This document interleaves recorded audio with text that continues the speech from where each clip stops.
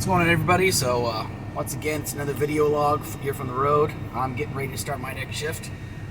So yesterday we ended up in Sacramento, California for my drive from Ludlow, California all the way to Sacramento. It took me my entire 11-hour shift, and I tell you, I was exhausted. From the time that I got up, from the time until I finally was able to bed down, so I'm just going to kind of fix myself right quick because I look like a hot mess.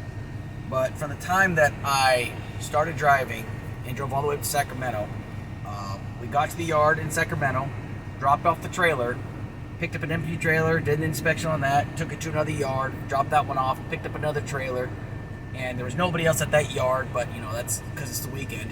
And then after that, Craig bought me Denny's, which was really nice of him. He said I'd just been doing really good, but you know, I don't want to get a big head about it. But so since then, I took my bed, went to sleep, talked to Claire for a little bit, and then now we're up in Oregon, my home state. I haven't been in Oregon since I moved. I helped my mom move from Oregon to Colorado, so it's a little bit bittersweet to come back to the state. You know, it's you know, work related, and I've already let everybody know on Facebook that I'm in Oregon, that I'm going to be in Oregon. It won't be for very long, but you know, it'll be nice to see you know, state again. Even though it's going to be like pitch black out normally, but yeah, it feels pretty good though. I mean, I'm still ticking away at it. I mean, it's still just a really whole new experience, and it's like I said, for all the it's all for the people that are thinking about going to truck driving.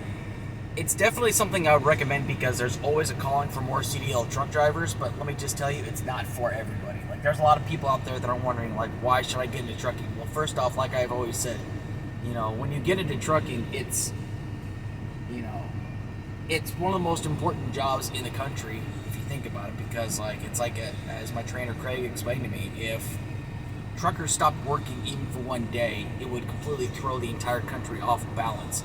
Because, you know, people are like, oh yeah, well, you know, we've got, you know, couriers, we've got, you know, we got trains, we've got planes, we've got boats. But I'm just telling you right now, after driving from Chattanooga all the way over to Sacramento, California, all the way up here to, soon we'll be up in Portland, I can tell you, you know, I support trains, I support like a rail system, but we don't have those just yet. We don't have a full-on high-speed rail system, so who's going to get you your supplies? The truckers will. And that's why I kind of have this whole newfound respect for them. It's just because, especially for those that have been doing it for like 20, 30 years. So my advice for those that are just people that are wondering, like, what would be a good job that I have good pay to make sure I take care of my family and have benefits? Well, first off, if you're going to think about coming in the trucking industry, do your research on the truckers. Do your research on the different trucking companies, because, you know, some people might not like one company and they might like another company. I mean, it all depends on what you're looking for. You want to operate flatbed, you want to operate specifically a reefer unit, a refrigerator unit, or do you just want to, you know, you want to be able to drive hazmat, no hazmat? I mean, those are the kind of questions you really need to ask yourself. So, and I can't answer those questions for you. So anyway, well, Craig's on his way back out, so I'm just going to kind of close this one out so I can get on the road. So y'all take care. Don't forget to hit like and subscribe.